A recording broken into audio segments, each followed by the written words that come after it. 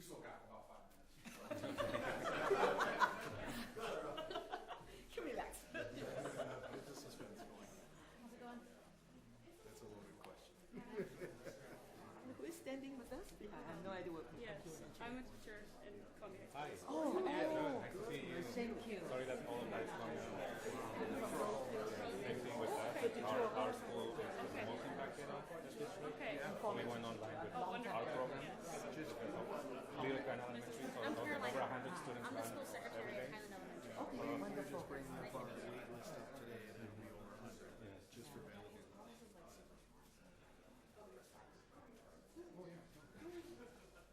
And you are I'm Jason Coleman, I'm the principal at Valley View. okay. Yeah. Holding all of us together. No, all of us. And I'm at Rosa in school. Which And I'm in school. Well, I'm in a school board chair. Oh, okay. And he's at the school. Yep, yep. What's your name? Jose. Jose. Oh, Carolina. Nice to meet you. Hi, Abby. Jose. Nice to meet you. I think for my Principal support series, what I got us here. Exactly. Yeah, this is I didn't realize that like this is second week old.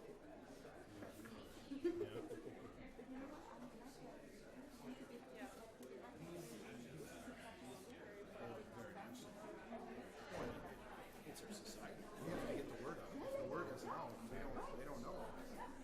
It won't be just you guys up here. The governor will come out with like 12 people or so. So just have fun. We got all silent when you guys came up here, so it's like 5 more minutes. We're not that special. Feel free, this is the moment. Say what you got to say. Oh my goodness. Oh, I see. These are the people. Oh my goodness. Yep. Oh, so Brenda will be here. I don't know who that is. I think she's behind it there. Okay. AG.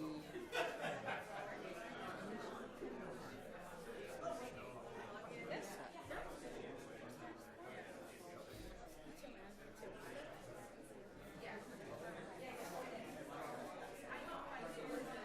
So is Liam back to school? He's going to be at home for a little bit.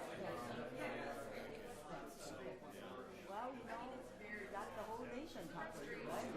Oh, youth academies. Yeah, We're right. obviously missing. Yeah. We're still missing kids.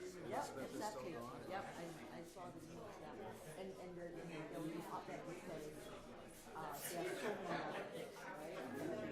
Philly's full. That's a full. Yeah, it's really sad. It's like that. Have you had kids abducted? Yes. They're about to come out, so if you guys just kind of want to start moving. Two families are here. Wow. You guys will just shift over, because they're going to come out of that door. If you guys want to scoot down just a little bit more, I think that'll work. Down, because we'll have the speakers coming. Right. Yep.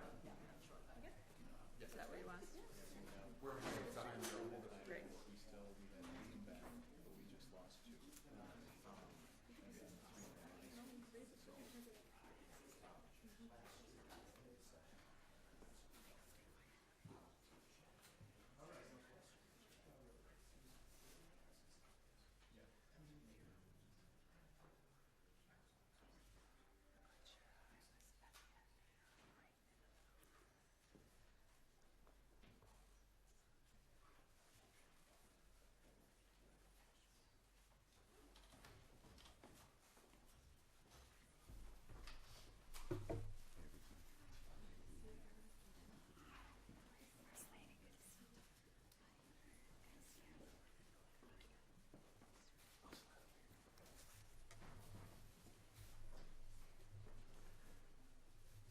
Liam's classmates, right? The classmates. School. Liam's classmates made us this, and I appreciate that gift. We'll keep it up here to ground everybody in this room and everybody across the country why we're here. I'm here today, and I think with the First Lady, because these are the trusted adults that we surround our children with, school administrators, folks that work with them, teachers, social workers, and these are the people that our children should be around. Not masked agents carrying automatic weapons that are pulling them away from their families and putting them in, by all accounts at this point in time, inhumane living conditions where measles are spreading. So I just want to be clear, this is 9 weeks that Minnesota has been under siege by this federal force across all areas. We've seen the horrific results of that in the murders of 2 of our citizens, shootings of another, countless other acts. But amidst all of this week we got an opportunity to breathe a sigh of relief that Liam was brought home. I say that he should have never been gone. We should never have to be. I am not grateful to the federal government for being Liam back. I'm grateful for the people who surrounded him and brought him back, and that was not these people. But here's the thing. We don't know how many others are in the same situation that didn't get a photo that went viral. We don't have good confirmation of where they're at. Those are being Minnesotans. These are our children that were taken from us, sent to Texas in the middle of the night, put in inhumane conditions, and then forcing judges to tell them to bring back and bring them back home. We get each reports that get worse, and I just want to highlight something, just how far from normal we've been and how the federal government is talking. They call these detention centers tender age detention centers. That is just so wrong and just such a strange usage of words of how they're trying to justify something that cannot be justified. It's been a week since I met with Tom Homan. Expectations have not changed. This force must leave Minnesota. The state of Minnesota and the professionals, nonpartisan judiciary, must do the investigations into the shootings and other abuses of Minnesota's human rights. And this all-out assault on Minnesota across all of state government and all across life must stop. I sent Kristi Noem a letter today demanding clear answers on how many children are currently being held in federal detention centers, where they're at, why they were taken, and what their due process rights are. And I'm going to let the folks here talk about this, that over the past several weeks, just very disturbing, and we visited many of them. You're going to hear from Superintendent Lewis and Fridley, that they've shifted the harassment, the assaults towards our schools. And we were very clear about places that were always off limits in ICE operations, whether they were houses of worship, schools, bus stops, hospitals. But we know that's not been the case. They've been waiting at hospitals. They've been waiting because this is where they can get people. And when it comes to children, our schools, we've got video footage at night of ICE officers walking around schools in the middle of the night. We know that we had reports this morning several times, and our bus drivers, they're following the buses to the bus stops where they let kids off. Again, you're going to report on this, but I am just trying to level set on this. None of this is normal. None of this is okay. None of this makes Minnesota any safer. None of this adheres to the values of this country. All it does is cause terror and trauma to the children who are there, but to the children in their classrooms today who are making little bunnies because their preschool classmate has been all over the news and was ripped away from his families.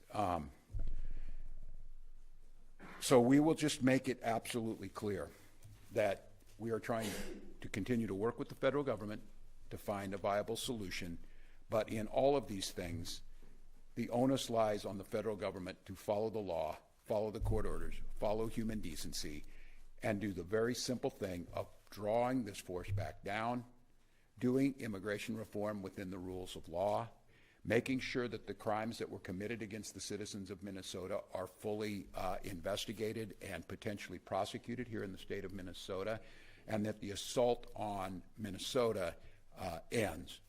And I think all of us over the last few days have become very clear that the letter I received last week around the voting rolls was the central theme of this entire situation that we're in, and that proved true down in Georgia.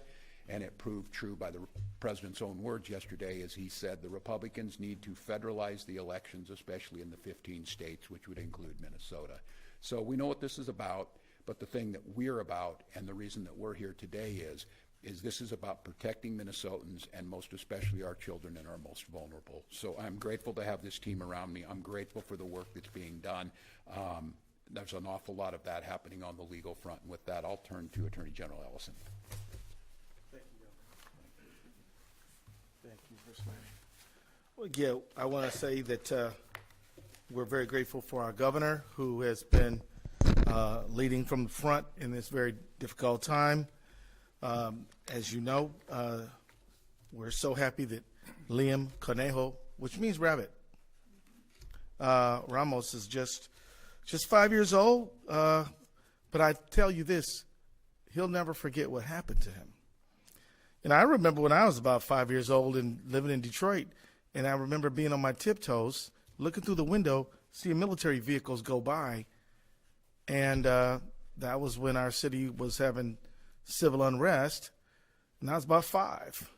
And I'm 62, and I remember it. Anyway, I'm so glad that Liam and his father, Adrian, are home, happy for their family, and I'm grateful for Judge Berry for helping to bring Liam home. But it is a sign of how far we are from the normal rule of law that a judge even would have to make a decision like this one. But I think it's important for people to read the decision. This is an amazing decision for a court, for an American judge to have to write. And if you read the ruling, you'll see that Judge Berry felt the same way that Governor Walz feels and that I feel and the First Lady feels, I think. And that is, he called the Operation Metro Surge ill-conceived and incompetently implemented. Let me tell you, that's about as powerful a language you're ever going to read in a judicial decision. Decrying the pursuit of daily deportation quotas, he said, quote, apparently require traumatizing children, unquote. Again, this is a judge who's prone to mild language, even in serious cases. He called out the government for its, quote, ignorance of an American historical document called the Declaration of Independence. Just to let all of us know how far afield we are from the moorings of our nation. The Trump administration clearly needs a remedial lesson in the founding documents and the values of our country. And I think that the educators standing behind me are the ones to do that. Over the last few weeks, I've had to remind the administration about the First Amendment, the freedom of the press, as we see that Georgia Fort and Don Lemon were arrested, although 2 courts found that there was no probable cause to arrest Don Lemon. The Second Amendment and the right to bear arms. All of a sudden, Trump and his allies have forgotten that they've been the one saying a lot of stuff about the Second Amendment. The second someone who doesn't agree with them exploits that right, now it's an issue. The Fourth Amendment that protects all of us from unlawful search and seizure. In his order releasing Liam and his father, Judge Bailey quoted the Fourth Amendment in its entirety, and he also wrote, quote, administrative warrants issued by the executive branch to itself do not pass probable cause muster, unquote, adding that this is called the fox guarding the henhouse. And, of course, the 10th Amendment, critically important, in fact, a founding, kind of the glue that holds federalism together, the power balance between the federal government and the states, attempts to commandeer Minnesota's resources and to bully us into compliance, which it cannot do. It's called commandeering, and we filed a lawsuit against it. Though we did not get the TRO that we felt we deserved, our case moves on, and we are very, very optimistic about the outcome. In his decision, Judge Bliley recalled how our nation in its infancy stood up to tyranny, and he quoted Thomas Jefferson's writing about the would-be authoritarian king sending swarms of officers to harass our people. Does that sound familiar? The administration has forgotten that standing up to tyranny is our DNA as Americans. It is in the founding and original documents of our nation and the incidents that preceded the founding of the United States and the Constitution and the Bill of Rights.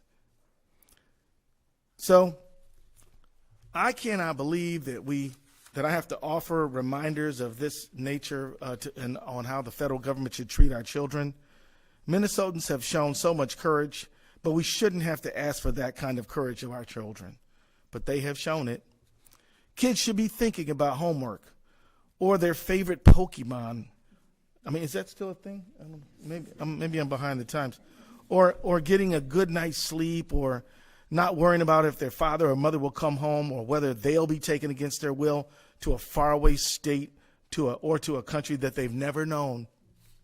But sadly, as Judge Berry also wrote, quote, observing human behavior confirms that for some of us, the perfidious lust for unbridled power and the imposition of cruelty in its quest know no bounds and are bereft of human decency.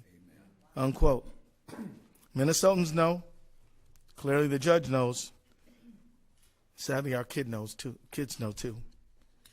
So we're going to take not just the letter, but the spirit of this great decision by a wonderful jurist and carry on in defense of the rights of all Minnesotans. Thank you, Governor.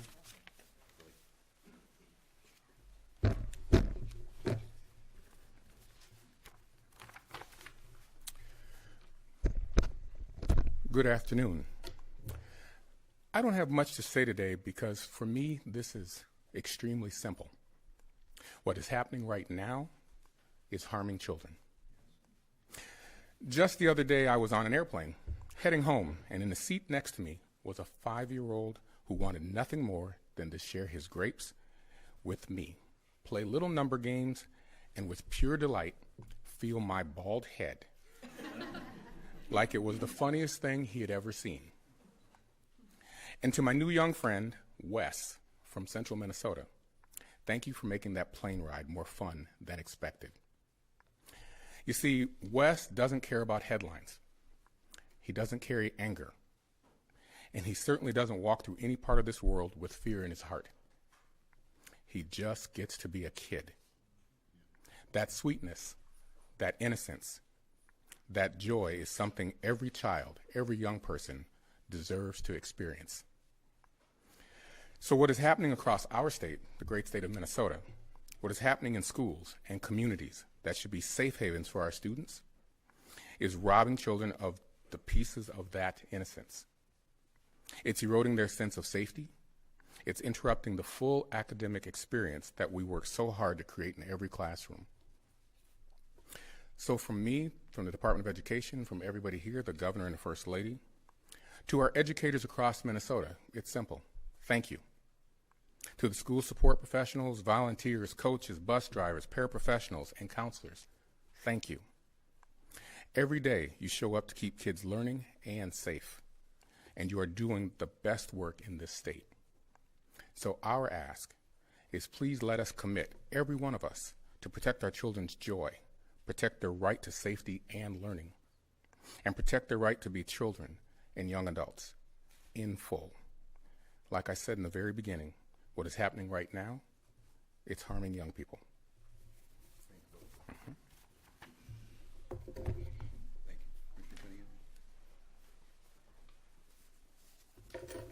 Good afternoon. I'm Brooke Cunningham, Commissioner of Health. I want to make a few brief comments, many of which may be echoed by the concerns that others share here this afternoon. Public health officials, policymakers, academics, and others have long raised concerns about the conditions in detention facilities. While many facilities have screening and safety protocols, we do not know the rigor of those protocols or their compliance with them.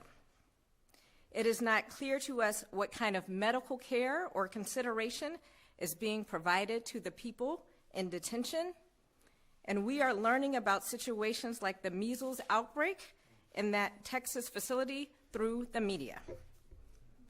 Certain groups are at greater risk of poor outcomes, including young children, pregnant people, the elderly, and those who are immunocompromised. And I don't think we can overstate the psychological stress of detention itself.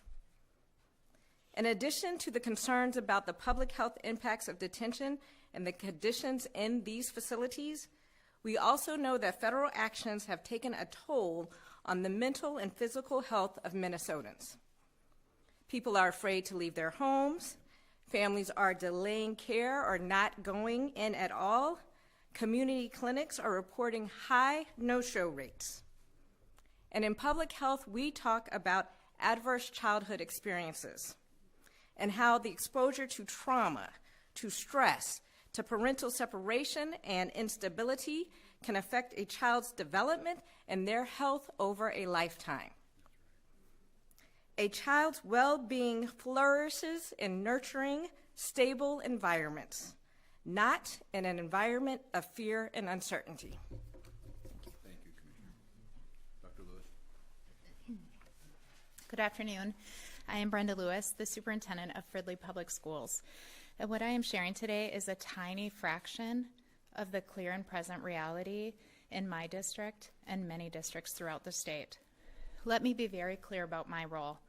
I am not here to debate or shape immigration policy. That is not my lane. My responsibility, and frankly my obligation, is the safety of children, families, and staff, and the right of every single child to come to school to learn without fear. For weeks, I have been speaking out and publicly documenting the impact of ICE activity in and around our schools. I have done so transparently because our children, families, our staff, and the public deserves honesty. And they have the right to learning environments that are safe, stable, and academically focused, not terror-ridden zones defined by fear and intimidation. Since doing that, the retaliation has been real, and it has been escalating every single day. I have personally been followed twice by ICE agents. I am a U.S.-born citizen, born in Lake City, Minnesota. One of our school board members was followed for over an hour, U.S.-born citizen. Multiple board members have had ICE vehicles outside of their homes for many hours on end. This happened last week and again yesterday.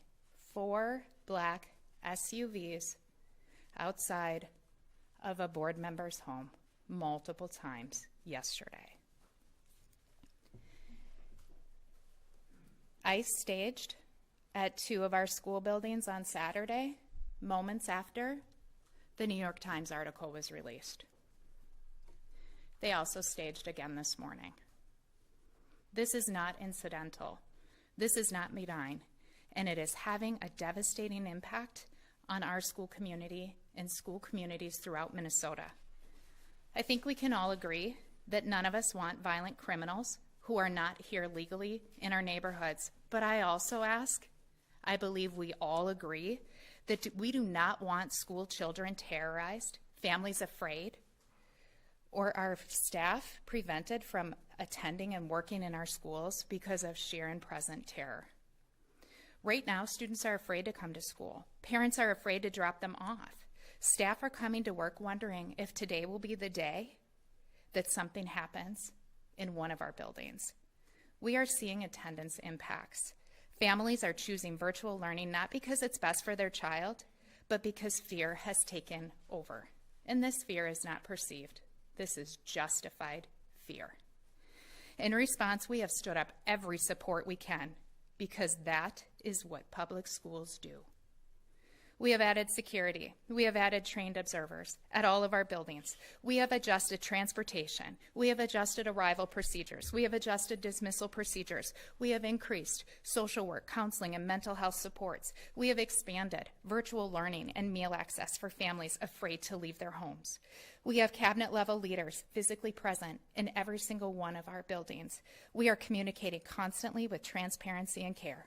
I personally patrol around all of our schools every morning and every afternoon. And when I do this, I certainly lets me know through hand gestures that they know who I am.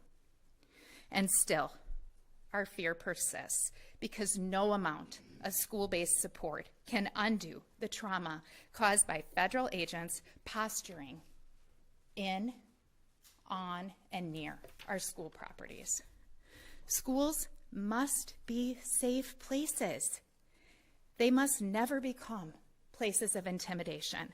ICE does not belong in and around our schools, in and around our bus stops. Their presence is harming children. It is disrupting learning, and it's eroding trust.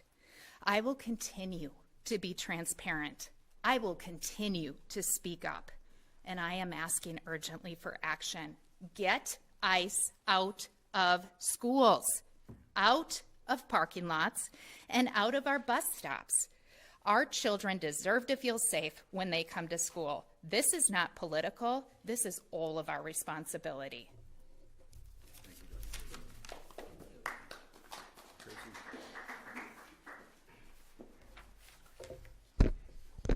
Hello, my name is Tracy Zhang, and I'm the school social worker at Highland Elementary in Columbia Heights. As many of you know, our communities and schools have been heavily targeted by ICE. You've heard from many representatives today about what's happening to our families, but I want to share what this looks like inside of the school from a staff member and what it looks like for children, educators, and the families that we serve. Over the past month, my role as a school social worker has changed drastically. I rarely meet with students anymore, and it's not because they don't need support, it's because we see fewer kids walking through the doors each day. Students used to be absent because they were sick. Now they're absent because they feared deportation. Students used to ask me for help navigating friendships. Now they ask me how to cope with ICE breaking apart their families and taking their friends. Much of my day is now spent coordinating food deliveries to homes, finding volunteers to transport students to school, and making sure basic needs are met for families who are too afraid to leave their homes. My job has always been to ensure students have food, clothing, and shelter, but I never imagined having to provide these services under such traumatic and distressing circumstances. Our teachers and staff are no longer just educators. They have become caregivers, advocates, and lifelines for our students and families. They deliver food, walk students to and from school, patrol school grounds to ensure safety, and do countless other things behind the scenes that most people never see. Our teachers are deeply committed. They really are. They're passionate, and they will always step up for their families and students, but they are exhausted. I am exhausted. Every day, I see the stress, tears, and fear as they face the uncertainty of each school day. How many kids will be in class that day, and how many will go home to find a parent missing? We're grateful that Liam and his father were able to return home safely, though we know this is just the beginning of the support that he'll need to process this experience that will likely have long-lasting traumatic effects. I also want to share the story of another Columbia Heights student, the first student in our district to be detained a month ago. That morning, I was asked to help locate a fourth grade student, Elizabeth Zuna. I met her father, Luis, in the hallway, and he told me that Elizabeth and her mother had been taken by ICE that morning on her way to school. Elizabeth was able to call her dad, and an ICE agent said they were going to bring her to school. Several staff members, including myself, waited outside the school building for a vehicle to approach and drop her off. No one ever came. That morning turned into hours of phone calls, desperately trying to locate a child. We did everything we could to keep Elizabeth's father calm and allowed him to remain at school as we searched for answers. By that afternoon, we had learned that Elizabeth and her mother were already taken to Texas. In my profession, I have seen many people break down in grief, but the image of Elizabeth's father will stay with me forever. I watched him sit in his car, bury his head in his hands, and cry uncontrollably. And those are images you do not forget. Today, Elizabeth and her mother are still being held in a detention center in Dilley, Texas. We urge our leaders to act with compassion, common sense, and urgency, because children belong in schools, not in detention. We're calling for Elizabeth to be allowed to wait out this legal process in a safe, humane, and loving environment, one that recognizes her dignity, humanity, and her right as a child. Children deserve safety, and schools should be places of learning, not fear, and no child should ever disappear on her way to school. Thank you. Thank you, Tracy. And a thank you to the folks who spoke here. We're living at a time when school administrators fear for their own safety for speaking up about the most basic of things of protecting their children and asking them not to do this. I'm grateful to the tens of thousands of Minnesotans who've taken to the streets, the helpers who've helped us, kept this peaceful. I will say the anger and the moral outrage that I feel, I think is felt by many Minnesotans. We're trying to act like we're negotiating some type of budget deal or something. Nothing could be further from the truth. The extortion that the federal government's trying to put on Minnesota and the harm, this is on purpose. This is on purpose to hurt us and make us fear and capitulate. But I think it's been clear, and I hope folks are listening who can make a decision on this. This group's going nowhere. Our parents are going nowhere. We'll stand with our children as many weeks, months, years it takes to do this, to end this, as the judge said, ill-conceived, dangerous operation that has nothing to do with safety or sane immigration policy.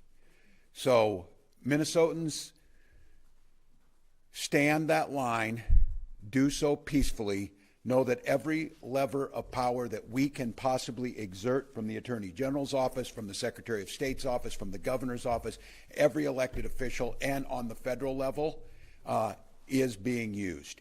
And I don't know, I don't think appealing to decency, appealing to human values matters. I think we just have to appeal that we're going nowhere, and this is still a democracy, and votes will be cast for decency over cruelty, for democracy over authoritarianism.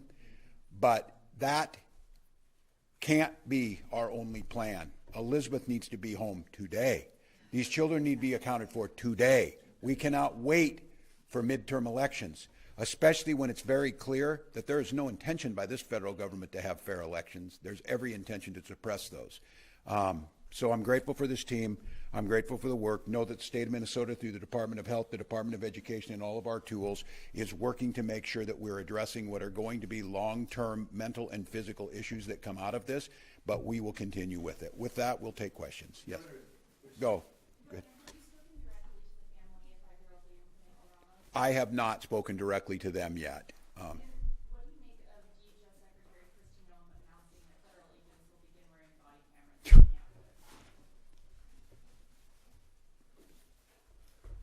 Look, I'll just say this. Kristi Noem is the most ill-prepared and absolutely worst choice for any cabinet position we could. The idea of after three of our Minnesotans are shot, 2 murdered, all of that's happened. How about that body camera of Alex footage? I've been asking for that. I asked him for the names of who did it. I'm asking for some response. This is called damage control, and the audacity, after they were given $70 billion and are the 5th largest army in the world, that they're asking for more taxpayer dollars from states like Minnesota, who are payer states. I put no stake in what she says at all, but here's the good thing is, every single Minnesotan has a camera. Keep filming, keep keeping track of this, keep accountability. Governor, there seems to be a feeling among many in Minnesota that there's no path out of this, that there's no light at the end of the tunnel. Where did you leave things with Tom Homan? When's the last time you spoke to him? This morning. This morning. And I articulated again, we're not in a negotiation. We're not in a demand. We follow law. They know that. You've reported on that. And my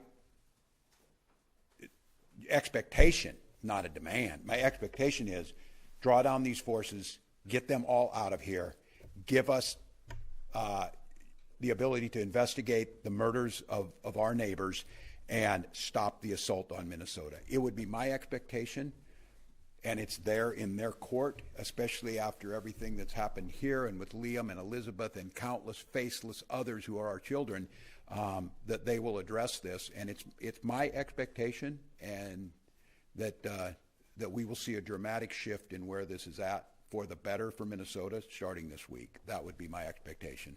So yes, sir. Yes, thank you, Governor Walz. There are 4 students in the Columbia Heights School District that are currently being detained in Dilley, Texas. Have you been able to talk to the families? Yeah, this RT was anybody. Yeah. Good afternoon, Zena Stenvik, Superintendent, Columbia Heights. Our staff members who are here with us today are in connection and contact with the legal counsel for the families. So we're working on it. We'd like them back. Governor, I'm wondering if session is somehow 2 weeks away. Are you thinking about any sort of relief or funding package for everything from food security for families who can't go to school or work? Cities are saying their law enforcement offices are under strain. Anything along those lines that you're starting to think about? Yeah, and our legislative team is here, and we're working with legislators who want to get this done. I mean, our dilemma will be in a session is that we have a split legislature, and the leadership in the House has not said a word about the children. They've not said a word condemning the killing of Alex. Won't even address it. Continue to dodge the question. So my concern is that in our agencies, we're trying to do what's allowed through the executive branch to be able to address some of those things. We do need, I think, some legislative fixes. I do think we need to,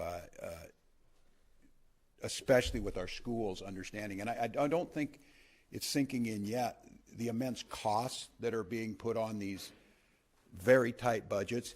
Simultaneously, all of our federal funding is being, what's the term? Impounded illegally. So the assault you're seeing is one level. The assault that we're seeing in the agencies and the ability to do the things that the state will need to do in this crisis is also being undermined. They are doing everything they can to destroy the foundational pieces of what makes Minnesota great. And we are getting zero help from Republican legislators who are going to have to be a part of this. And look, I continue to say this. Not a single one of our leadership at the federal level have said a word about this. Being Tom Emmer, being the number 3 person in the House, has all of the capacity to do something about this. And all we hear is disdain. We hear cruelty towards the people who were victims of this. So I think we're going to have a tough legislative session. I will say that, because until you address the honesty, this is no political discussion, and I'm not in a debate with you on this. We need a full capitulation by the Republicans to talk about how horrific this was, ask them to get out of here, and then help us clean up the mess that they created. Yes. What are your thoughts about the stall bill to withhold federal funding and turn over voter information? Well, it's not going to happen, and that's the extent of Pete Stauber's intellect and legislative ability, so we'll move on. Question for the AG. Is there any legal recourse that will come of the targeting of children and their families on school grounds? Is there anything being considered in that realm? Yeah, well, let me just say that our lawsuit against Operation Metro Surge covered all of these things. And I just want everybody to know there's a little bit misunderstanding about the posture of the case.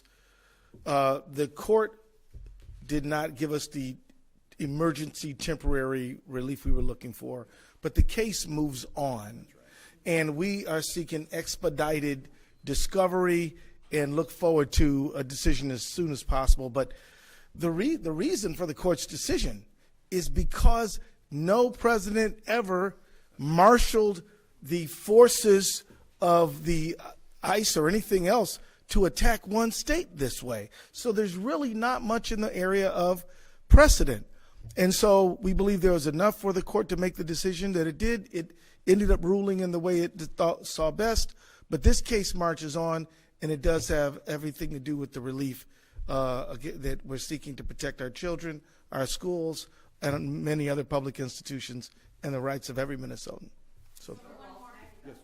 With NBC, sir. Yes. A follow-up on the body camera question.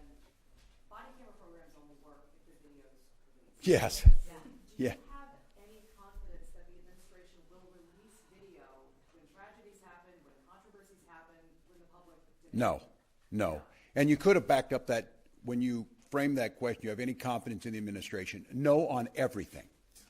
On every single thing that comes after that, because they've proven to be the case. I mean, this, and I don't even understand from the politics of this. This is just stupid politics on their part, because I would guess that 90% of Americans are like, We don't believe you're going to release the footage. And why did you bring this up after the fact when they should have already had, and it's state law in Minnesota that you have body cameras on and you turn over that footage? So no, there's absolutely no reason. I still have yet to have them confirm to me who killed Alex, what their names were. If I'm not mistaken, you can help me on this. Have they confirmed that those names that were released are theirs, or they did it? No, they have not, right? Governor of Minnesota had two of my citizens killed, and yet we don't get a confirmation on who did it, what's happening, and at this point in time still saying we have no say in any of the investigation into that, let alone potential prosecution. So I think we're the frogs in the boiling water, and man, it is bubbling now. This is foundational, as the Attorney General said, to everything this country is founded on. And this assault on Minnesota, for whatever false reason they want to give, and it continues to change, they don't care. And I would say what's most terrifying about this is if you ask the question, do I have any faith that this administration will honor court orders? No, I do not. I do not. Go ahead, Eric.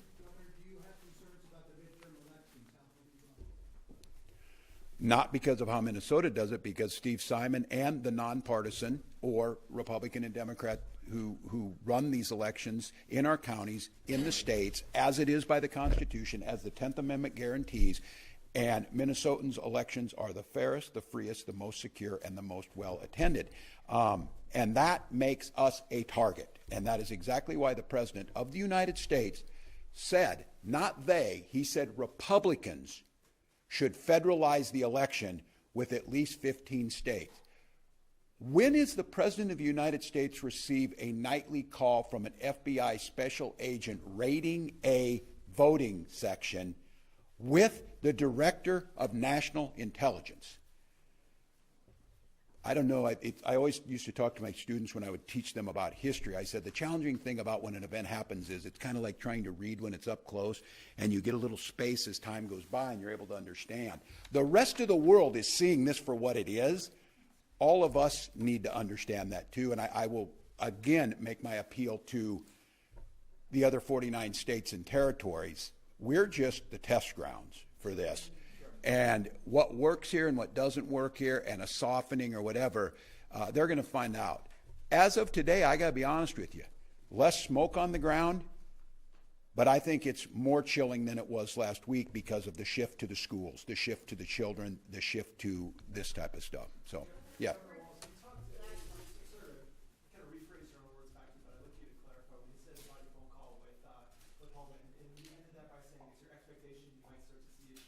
Yeah.